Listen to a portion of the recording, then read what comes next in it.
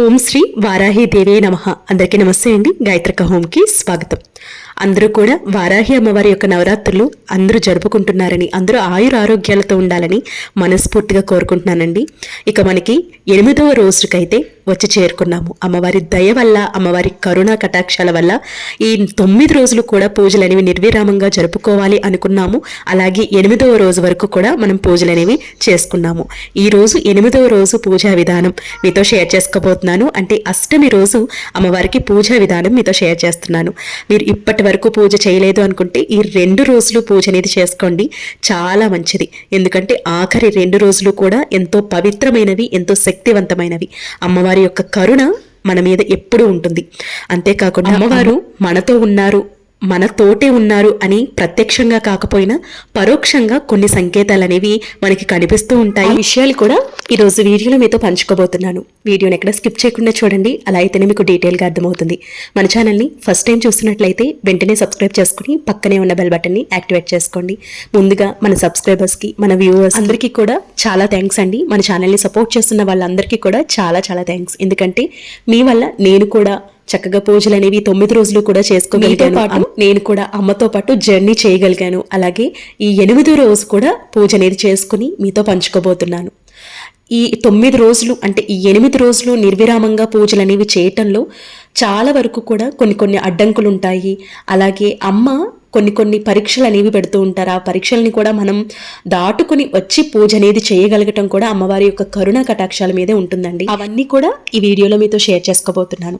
ఇక అమ్మవారి యొక్క పూజ స్టార్ట్ చేసే కంటే ముందు మనం ముందు రోజు పెట్టినటువంటి పూజకి సంబంధించినటువంటి పూలు ఏవైతే ఉన్నాయో అన్నీ కూడా నిర్మాల్యం చేయాలి. అలాగే పూజా సామాగ్రి ఏవైతే ఉన్నాయో అవన్నీ కూడా క్లీన్ చేసుకుని నీట్గా పెట్టుకోవాలి. అలాగే పూజా మందిరం అంతా కూడా ఏర్పాటు అనేది చేసుకోవాలి, అందంగా పూలతో అలంకరించుకోవాలి. వాళ్ళ అష్టమి కాబట్టి ఈ రోజు కూడా పూజ అనేది చేసుకోవచ్చు. ఇక 9వ రోజు కూడా పూజ అనేది చేసుకోవచ్చు. 9వ రోజు పూజ విధానం నేను నెక్స్ట్ వీడియోలో మీతో షేర్ చేస్తాను. ఇక అష్టమి రోజు అయితే మాత్రం ప్రత్యేకంగా అమ్మవారికి పూజ అనేది చేసుకుంటే చాలా మంచిదండి. అందులోనూ ఆఖరి 2 రోజులు కూడా ఎంతో శక్తివంతమైనటువంటి రోజులు కాబట్టి ఈ రోజు తప్పకుండా చేసుకోవడానికి ప్రయత్నించండి. అయితే మనం ఎప్పుడు కూడా అమ్మవారి పూజ సాయంత్రం వేళ 6 గంటల నుండి 10 గంటల లోపు చేస్తాం కాబట్టి చక్కగా పూజ అనేది చేసుకోవచ్చు. అయితే అమ్మవారు మనతో ఉన్నారు అనే నిదర్శనం మనకి ఎప్పుడు కలుగుతుంది అంటే అమ్మవారి పూజ ఎప్పుడెప్పుడు మనం చేసుకుంటామా అనే ఉద్దేశం మనలో కలిగినప్పుడు అమ్మవారు మనతో ఉన్నారనేది ఖచ్చితంగా నిరూపణ అయినటువంటి విషయం అన్నమాట. ఎందుకంటే అమ్మవారి పూజ చేసుకోవాలి అనే ఆనందం, ఉత్సాహం అనేది మనలో ఎప్పుడు ఉంటుంది. తెల్లవారుజామునే పూజ చేసేవాళ్ళు అంటే 2 పూట్ల పూజ చేసేవాళ్ళు ఉంటారు. తెల్లవారుజామునే సూర్యోదయం కంటే ముందు అమ్మవారికి దీపం వెలిగించి పూజ చేసేవాళ్ళు ఉంటారండి. అలాంటి వాళ్ళకి తొందరగా మెలకు వస్తుంది. అంటే అమ్మవారి పూజ చేసుకోవాలనే ఆతురతతో తొందరగా మెలకు రావటం, చక్కగా ఉదయం సూర్యోదయం ముందే పూజ అనేది పూర్తి చేసుకోవటం, ఇవన్నీ కూడా అమ్మవారు మనతో ఉన్నారు అని, అమ్మవారు మనతోనే ఉన్నారు అని నిదర్శనం అనమాట. అంటే అవన్నీ కూడా ఒక మంచి పాజిటివ్ వైబ్స్. అంతేకాకుండా పూజ అంతా కూడా మనం అనుకున్న రీతిలో మనశ్శాంతిగా పూజ అనేది చేసుకోవటం. అలాగే అమ్మవారి ముందు దీపారాధన చేసినప్పుడు దీపపు కాంతుల్లో అమ్మవారి ముఖం చూస్తే చక్కగా వెలిగిపోతూ ఉంటుందండి. ఇల్లంతా కూడా మంచి పాజిటివ్గా ఉంటుంది. అంతేకాకుండా ఒక మంచి పరిమళం అనేది వస్తూ ఉంటుందన్నమాట. అవి కూడా అమ్మవారు మనతోనే ఉన్నారు అని సంకేతం. అంతేకాకుండా అమ్మవారి పూజ చేస్తున్నంతసేపు కూడా అమ్మవారి నామస్మరణ పలకటం వల్ల కూడా ఒక మంచి పాజిటివ్ వైబ్ అనేది ఉంటుందండి. మన చుట్టూ కూడా ఒక రక్షలాగా ఉంటుందన్నమాట. అలాగే మనం అమ్మవారి ముందు దీపారాధన చేయటం వల్ల ఆ దీపంలో కూడా అమ్మవారిని చూడొచ్చండి, అంత ప్రశాంతంగా ఉంటుందన్నమాట.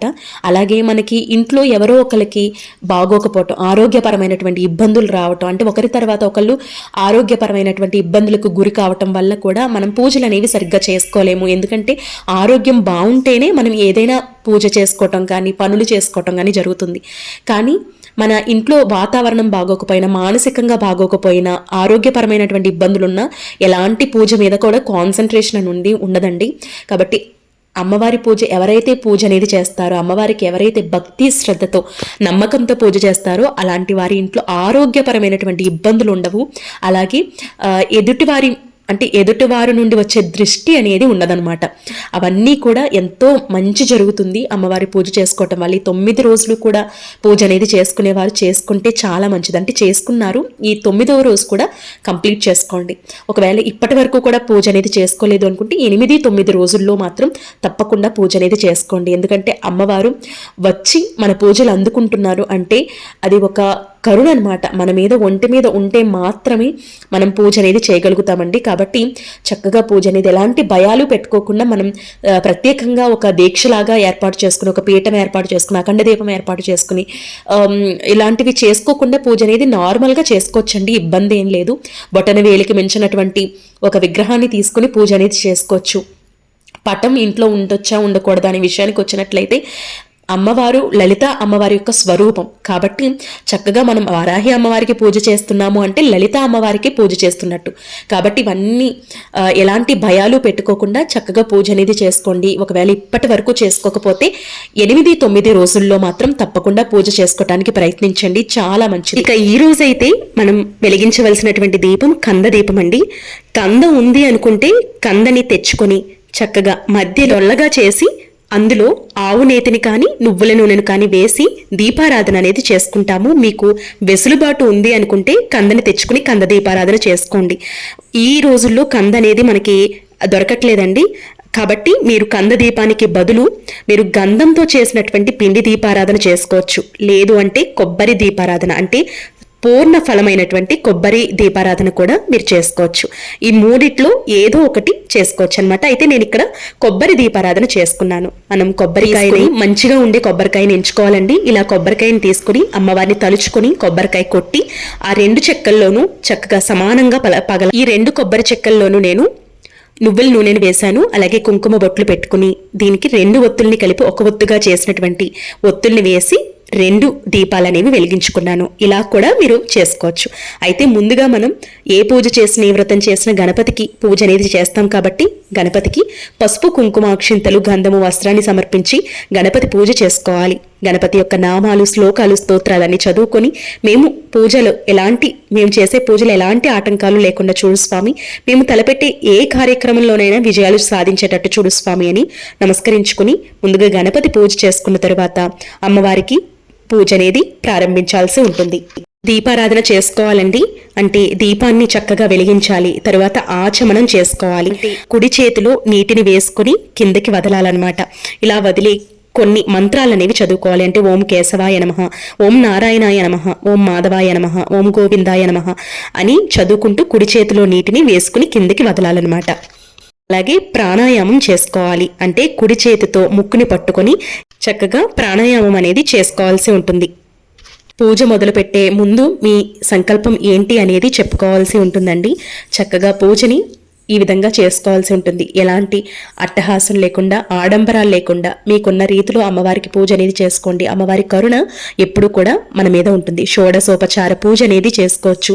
మీకు ఇవేమీ రావనుకోండి, ఓం శ్రీ వారాహిదేవి నమః అనే మంత్రాన్ని చదువుకుంటూ మీకు వచ్చిన రీతిలో అమ్మవారిని పూజించండి. ముందు గణపతి పూజ చేసుకోండి. తర్వాత అమ్మవారికి పూజ అనేది మొదలు పెట్టుకొని చక్కగా దీపారాధన చేసుకుని అమ్మవారిని స్మరించుకుంటూ అమ్మవారి యొక్క స్తోత్రాలు అలాగే అమ్మవారి యొక్క పాటలు అన్నీ కూడా పాడుకుంటూ చదువుకుంటూ అమ్మవారికి పూజ అనేది నిర్వహించుకోవాల్సి ఉంటుందండి. ఈ విధంగా పూజ అనేది చేసుకున్న తర్వాత ఉదయం మధ్యాహ్నం సాయంత్రం కూడా ధూపం అనేది ఇవ్వవలసి ఉంటుంది. ఈరోజు నైవేద్యంగా పానకాన్ని ఇవ్వాలి.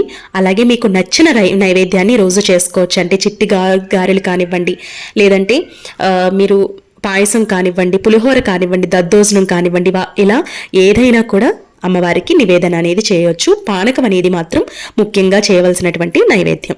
ఇలా రోజు కూడా పానకం అనేది పెట్టుకోవచ్చండి. ఎందుకంటే అమ్మవారికి పానకం అంటే చాలా ఇష్టం కాబట్టి ఈ విధంగా చేసుకోవాలి. ఇలా నైవేద్యం పెట్టిన తర్వాత మనం నీళ్ళని కూడా పెట్టిన తర్వాత నైవేద్యం పెట్టిన వెంటనే మనం నీళ్లు కూడా పెట్టాలి. అక్కడ మంచి నీటిని పెట్టిన తర్వాత అమ్మవారికి ధూపాన్ని చూపించి హారతిని ఇచ్చి ఇక నైవేద్యం పెట్టిన తర్వాత మరొక్కసారి పూజ అంతా కంప్లీట్ అయిన తర్వాత అక్కడ ఉన్నటువంటి అక్షింతల్ని తల మీద వేసుకుని మీ సంకల్పం మరొక్కసారి చెప్పుకొని అమ్మవారి పూజ అంతా పూర్తయిన తర్వాత ఇక నైవేద్యం పెట్టిన ఒక 10 నిమిషాల పాటు ఇంకా అటువైపు వెళ్లకుండా పూజా తలుపులు కానీ డోర్ కర్టెన్ ఉంటే డోర్ కర్టెన్ కానీ వేసేసి ఇక బయటకు వచ్చి ఒక 10 నిమిషాల తరువాత అప్పుడు మీ పూజా మందిరం తలుపులు కానీ డోర్ కర్టెన్ కానీ తెరవలసి ఉంటుంది. ఎందుకంటే దీపాలు వెలుగుతూ ఉంటాయి కాబట్టి క్లోజ్ అనేది చేయకూడదు.